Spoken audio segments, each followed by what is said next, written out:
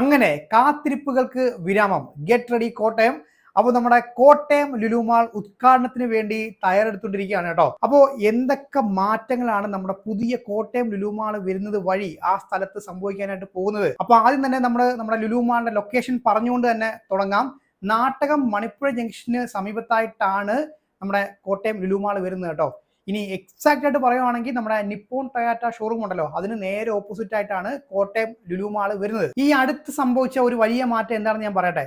നമ്മുടെ കോടിമത പാലം നിങ്ങൾക്ക് ഓർമ്മയുണ്ടോ? അതായത് വർഷങ്ങളായിട്ട് പണി മുടങ്ങി കിടന്ന ഒരുപാട് പ്രശ്നങ്ങൾ, സമരം, നിരാഹാര സമരം, അങ്ങനെ കുറേ അധികം ഇഷ്യൂസ്, രാഷ്ട്രീയപരമായിട്ടും ഒക്കെ ഉള്ള കുറേ അധികം പ്രശ്നങ്ങൾ കൊണ്ട് മുടങ്ങിക്കിടന്ന നമ്മുടെ കോടിമത പാലത്തിന്റെ പണി ഇപ്പോൾ റീസ്റ്റാർട്ട് ചെയ്തിരിക്കുകയാണ്. അതൊരു വലിയ കാര്യമല്ലേ?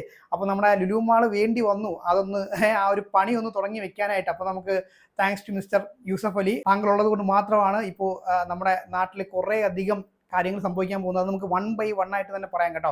അപ്പോൾ ഇനി അടുത്ത പ്രശ്നം എന്ന് പറഞ്ഞു കഴിഞ്ഞാൽ നമ്മുടെ ലുലു മാളിന്റെ തൊട്ട് മുമ്പിലുള്ള റോഡ് നിങ്ങൾക്കറിയാലോ, സ്റ്റേറ്റ് ഹൈവേ 1 നമ്മുടെ MC റോഡാണ് വരുന്നത്.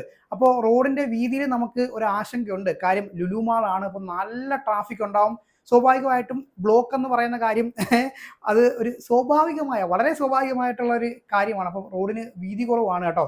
പക്ഷേ ഇതിനൊരു മറു സൈഡ് ഉണ്ട്, ഒരു പോസിറ്റീവ് വശം കൂടി ഉണ്ട്. അപ്പോൾ നമുക്കതൊക്കെ 1 by 1 ആയിട്ട് പറയാം. അപ്പോൾ അതിലൂടെ തന്നെ നമുക്ക് ഈ ലുലു മാൾ വരുന്നത് കൊണ്ട് എന്തൊക്കെ മാറ്റങ്ങൾ സംഭവിക്കും എന്നുള്ള കാര്യം കൂടെ നോക്കിയിട്ട് പോകാം കേട്ടോ. ഒന്നാമത്തെ കാര്യം എന്ന് പറഞ്ഞു കഴിഞ്ഞാൽ ഒരു റിയൽ എസ്റ്റേറ്റ് ബൂം സംഭവിക്കും എന്നുള്ളതാണ്. അതായത് വസ്തുവിന്റെ വില കൂടും. ഇപ്പോൾ ഇത്രയധികം ട്രാഫിക് കൂടുന്നത് കൊണ്ട് തന്നെ അവിടുത്തെ റെസിഡൻഷ്യൽ ഏരിയയും അതുപോലെ തന്നെ കൊമേഴ്സ്യൽ ഏരിയയുടെയും വില കൂടും എന്നുള്ളത് സ്വാഭാവികമാണ്. അപ്പോൾ അതുകൊണ്ട് തന്നെ സ്വാഭാവികമായിട്ടും ഈ ലുലു മാളിന് അടുത്ത് ചേർന്ന് കിടക്കുന്ന വസ്തുവിൻ്റെയൊക്കെ വില കൂടാനുള്ള സാധ്യത വളരെയധികം കൂടുതലാണ് കേട്ടോ. ഇനി രണ്ടാമത്തെ കാര്യം എന്ന് പറഞ്ഞു കഴിഞ്ഞാൽ അത് ഇൻഫ്രാസ്ട്രക്ചർ ഡെവലപ്മെന്റ് ആണ്.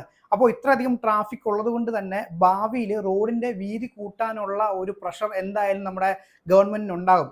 അതുപോലെ തന്നെ ട്രാൻസ്പോർട്ടേഷൻ മെച്ചപ്പെടുത്തേണ്ട ഒരു അവസ്ഥ ഉണ്ടാകും. കാര്യം ഈ ലുലു മാളിലേക്കുള്ള ആ ഒരു ട്രാൻസ്പോർട്ടേഷനൊക്കെ എന്തായാലും മെച്ചപ്പെടുത്താനായിട്ട് വരും. പിന്നെ ഇത്രയും ട്രാഫിക് ഉള്ളത് കൊണ്ട് തന്നെ പാർക്കിംഗ് ഫെസിലിറ്റീസ് കൂട്ടേണ്ടതായിട്ട് വരും. അപ്പോൾ ഇത്തരം കാര്യങ്ങളൊക്കെ ഉള്ളത് കൊണ്ട് തന്നെ ഇനി അങ്ങോട്ട് വരും വർഷങ്ങളിൽ നമുക്കൊരു ഇൻഫ്രാസ്ട്രക്ചറിൽ ഒരു വലിയ ഡെവലപ്മെന്റ് കാണാനായിട്ട് സാധിക്കും. ഇനി മൂന്നാമത്തെ കാര്യം എന്ന് പറഞ്ഞു കഴിഞ്ഞാൽ അത് കൊമേഴ്സ്യൽ ഗ്രോത്ത് ആണ്.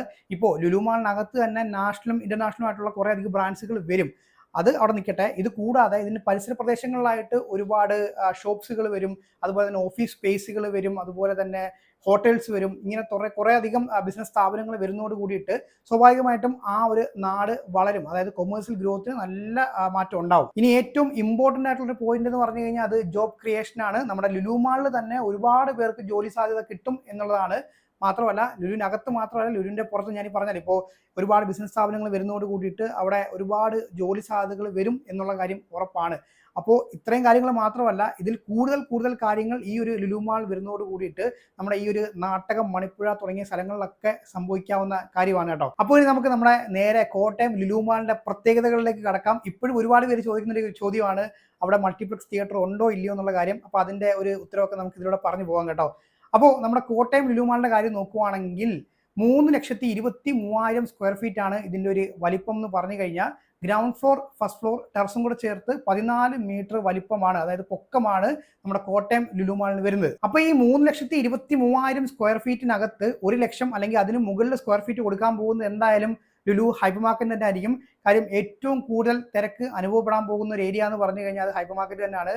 കാര്യം അത്രയധികം ആൾക്കാർ തിങ്ങി നിറയുന്ന ഒരു സ്ഥലം ആയതുകൊണ്ട് തന്നെ അത്യാവശ്യം നല്ലൊരു ഏരിയ ആവശ്യമായിട്ടുണ്ട്. അപ്പോൾ അതുകൊണ്ട് തന്നെ ലുലു മാളിന്റെ ഒരു വലിയ ഭാഗം കൈയടക്കാൻ പോകുന്നത് ലുലു ഹൈപ്പർ മാർക്കറ്റ് ആയിരിക്കും.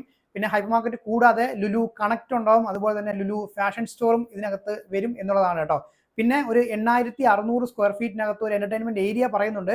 അതെന്തായാലും ലുലുവിന്റെ ഫൺ ടൂർ തന്നെ ആയിരിക്കും. ഇനി നമ്മൾ ഉറ്റുനോക്കാൻ പോകുന്നത് ഫുഡ് കോർട്ട് ആയിരിക്കും. കാര്യം നമ്മൾ ഈ ഹൈപ്പർ മാർക്കറ്റിൽ നിന്ന് ഭക്ഷണം മേടിച്ചിട്ട് നേരെ പോകുന്ന ഫുഡ് കോർട്ടിലായിരിക്കുമല്ലോ. അപ്പോൾ ഒരേ സമയം 500 പേർക്ക് ഭക്ഷണം കഴിക്കാൻ പാകത്തിലുള്ള ഒരു ഫുഡ് കോർട്ടാണ് നമ്മുടെ ലുലു കോട്ടയത്തിൽ വരുന്നത് കേട്ടോ. അവിടെ തന്നെ ഒരു 10 മൾട്ടി ക്യുസീൻ റെസ്റ്റോറൻറ്റും വരുന്നുണ്ട് എന്നുള്ളത് എടുത്തു പറയേണ്ട ഒരു കാര്യം തന്നെയാണ്. ഇനി പാർക്കിങ്ങിന്റെ കാര്യം നോക്കുവാണെങ്കിലേ ഒരേ സമയം 470 കാറുകൾക്ക് പാർക്ക് ചെയ്യാൻ പറ്റും, അതുപോലെ തന്നെ 514 ടൂ വീലേഴ്സിന് പാർക്ക് ചെയ്യാൻ പറ്റും കേട്ടോ. അപ്പോൾ നമ്മൾ ഓവറോൾ നോക്കുവാണെങ്കിൽ ഒരേ സമയം 1000-ഓളം വാഹനങ്ങൾക്ക് നമ്മുടെ കോട്ടയം ലുലു മാളിൽ വാഹനങ്ങൾ പാർക്ക് ചെയ്യാൻ പറ്റും എന്നുള്ളതാണ്. ഇനി എല്ലാവരും ആകാംക്ഷയോടുകൂടി ഉറ്റുനോക്കുന്നത് തിയേറ്റർ ഉണ്ടോ എന്നുള്ള കാര്യമാണ്. പക്ഷേ നിർഭാഗ്യവശാൽ നമ്മുടെ കോട്ടയം ലുലു മാളിൽ തിയേറ്റർ ഇല്ല. കാര്യം ഇതൊരു മിനി മോൾ കൺസെപ്റ്റിൽ വരുന്നതാണ്. ഇപ്പോൾ നമ്മുടെ ട്രിവാൻഡ്രം, കൊച്ചി മാറ്റി നിർത്തി കഴിഞ്ഞാൽ കോഴിക്കോടും പാലക്കാടും കോട്ടയം ഒക്കെ ഒരു മിനി മാൾ കൺസെപ്റ്റിലാണ് വരുന്നത്. ഒരു പക്ഷേ ഇവിടൊക്കെ വലിയ വിജയമാണ് വരാൻ പോകുന്നുണ്ടെങ്കിൽ എന്തായാലും ഈ പറഞ്ഞ ജില്ലകളിലൊക്കെ ഒരു വലിയ ലുലു മാൾ എന്തായാലും വരും. കോഴിക്കോട് ഇപ്പോൾ അതിനുള്ള പ്ലാനിങ് തുടങ്ങി കഴിഞ്ഞ കേട്ടോ. അപ്പോൾ കോട്ടയം ലുലു മാൾ ഒരു വലിയ വിജയമാവുകയാണെന്നുണ്ടെങ്കിൽ കോട്ടയത്തും ഒരു വലിയ ലുലു മാൾ നമുക്ക് പ്രതീക്ഷിക്കാൻ പറ്റുന്ന ഒരു കാര്യം തന്നെയാണ്. അപ്പോൾ ഇനി അടുത്ത ക്വസ്റ്റ്യൻ എന്ന് പറഞ്ഞു കഴിഞ്ഞാൽ എന്നാണ് കോട്ടയം ലുലു മാളിന്റെ ഓപ്പണിംഗ് എന്നാണ്. അപ്പോൾ ഒരു ഓണ സമ്മാനമായിട്ടാണ് നമുക്ക് കോഴിക്കോട് ലുലു മാൾ നമ്മുടെ യൂസഫ് അലി നമുക്ക് തന്നത്. അപ്പോൾ ഇനി കോട്ടയം ലുലു മാളിന്റെ കാര്യം പറയുമ്പോൾ അവിടെ ഓണ സമ്മാനമാണെങ്കിൽ ഇവിടെ ക്രിസ്മസ് സമ്മാനമായിട്ടാണ് നമുക്ക് തരാനായിട്ട് പോകുന്നത്. അപ്പോൾ കോട്ടയം ലുലു മാൾ ക്രിസ്മസോട് കൂടിയിട്ട് ഓപ്പൺ ചെയ്യും എന്ന് തന്നെ നമുക്ക് പ്രതീക്ഷിക്കാം കേട്ടോ. അപ്പോൾ നമ്മുടെ ഈ കോട്ടയം ലുലു മാളിന്റെ സക്സസോട് കൂടിയിട്ട് ഒരു വലിയ ബിഗ് സൈസ് ലുലു മാൾ തന്നെ കോട്ടയം ജില്ലയിൽ വരട്ടെ എന്ന് തന്നെ നമുക്ക് പ്രതീക്ഷിക്കാം.